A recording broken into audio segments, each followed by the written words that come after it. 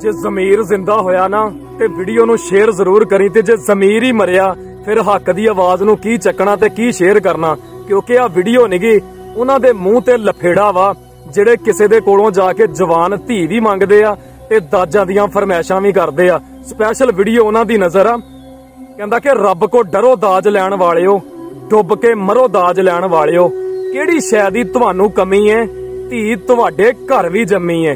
की सोच के दाज मंगदे हो, मजबूरां दी जिंदगी डंगदे हो। मजबूरी तो मुंह सी रखिया है, ओ यार जिन्ने धी दित्ती पिछे की रखिया है। गरीबां ते ए ना जुल्म करो, अल्लाह वास्ते खत्म रस्म करो। आखिर एक दिन मर जाना है, रब नू की मुंह विखाना है। आ दुनिया दी दौलत दुनिया ते रह जानी, कुछ भी नाल ना ले जाना है। तलख लहजा मेरी मजबूरी सी, पर ए गल करनी जरूरी सी।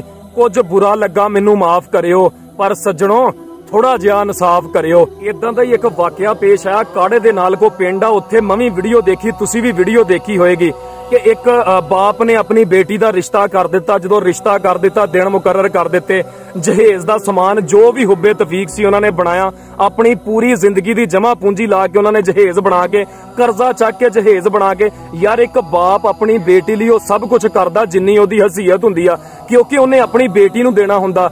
एक बाप कदे भी ये नहीं चाहता कि मेरी बेटी नू ओदे ससुराल च कोई बंदा ताना दे सके। जो ओदी हसीयत सी उन्होंने सब कुछ कीता। जदों समान बेटे वालियां दे घर गया ना, उन्होंने जदों समान वेख्या, उन्होंने तरह तरह दीयां गल्लां कीतियां। जो भी होया लोगों ने समझाया, उन्होंने समान रख लिया। समान रख लिया, जिदन बरात लैके जाण दा टाइम आया, मुंडा वेर गया, उन्हें कहा मैं बरात नहीं लैके जानी। महल्लेदारां ने उंगलां दित्तियां, लोगां ने गल्लां कीतियां, यार आ कोई समान देण वाला, आ कोई जहेज देण वाला जो अज तो 20 साल या 30 साल पहले जहेज लोग दिंदे सी। एडा पुराना समान, शर्म आनी चाहिदी आ। मुंडा वेर गया, अकल दी कमी उस मुंडे नू। ओनू ये सोचना चाहिदा जिस बाप ने या जिस भरा ने अपनी जवान भैन एक खसखास दे दाने तो पैदा करके जवान पाल पोस के ओदी परवरिश करके तेरे हाथ च देती, इस तो वध केड़ा जहेज चाहिदा। दुनिया दा माल दुनिया ते रह जाना वा।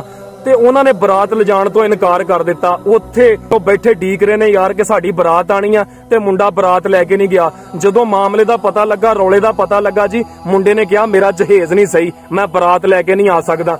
यकीन करो साडे माशरे लई डुब मरन दा मकाम आ। यार मैं एक गल पुछदा, जहेज दे नाल पूरी जिंदगी कट्टी जांदी या अच्छे लाइफ पार्टनर दे नाल पूरी जिंदगी कट्टी जांदी आ? मैं ना उस जहेज नू चटना। मैं इदां दे 20 रिश्ते देखे ने कि जिन्हां दा जहेज A2% गुड बाई गुड हुंदा, लेकिन लाइफ पार्टनर अच्छा नहीं लभदा। 2 या 3 महीनों बाद तलाक हो जाती आ। जहेज दे नाल पूरी जिंदगी कटनी आ या अच्छे लाइफ पार्टनर दे नाल पूरी जिंदगी कटनी आ? गल कादी जी, ओदे भरा ने जदों सारा माजरा पुछया तो उन्होंने दस्सिया कि आ मामला, वो रो के, यकीन करो मैं खुद वीडियो देखी, रो के कहन लगा अल्लाहू अकबर। यकीन करो कलेजा पाटन नू आ गया वीडियो देख के। रो के कहन लगा, कहंदा मैं अपनी पूरी जिंदगी दी जमा पूंजी ला के अपनी भैन नू समान बना के दिता, ते लोगां दे कोलों कर्जा चक के अद्धी जिंदगी मेरी लंघ गई जहेज बनांदियां बनांदियां, ते जेड़ी बाकी दी अद्धी जिंदगी आ वो जेड़ा मैं कर्जा चकिया वो अपना उतारदियां लंघ जानी। यार तुसी खुद सोचो, जेड़ा बंदा 1000-1500 दी मजदूरी करदा, किद्दां 5-7 लाख दा जहेज बना के वो दे सकदा? ते शर्म आनी चाहिदी उस मुंडे नू। अगर मेरी वीडियो ओदे तक पहुंचे, मेरी आवाज नू ओदे तक पहुंचाओ, क्योंकि लहू दी आवाज आ, एक लफेड़ा उस लड़के दे मुंह ते। अगर तू रब दे दिते ना नहीं ना रज्जिया, ते अपने ससुराल वाले दे देना भी तेरी पूरी नहीं पै जानी। ते एदा हिसाब तेनू भरना पैना इत्थे नहीं ते अगले जहान। उस धी दे, उस भैन दे दिल चों तेरे लिए किन्नियां क सीसां निकलदियां होणगियां, किन्नियां क तेरे लिए हावां निकलदियां होणगियां, किन्ना को तेरे लिए चंगियां दुआवां करदी होएगी, जिन्हां नू तू बिज़त करके रख दिता इस माशरे दे विच, इस खानदान दे विच उन्हां दी की इज्जत रह गई आ। अल्लाह पाक सब नू हदायत देवे और आ जहेज वाला काम खत्म करो खुदा दा नां। मैं आना तुसी ये ना कहो कि असीं नहीं लैना। पहले नंबर ते अगर गुंजाइश है ते लो ना।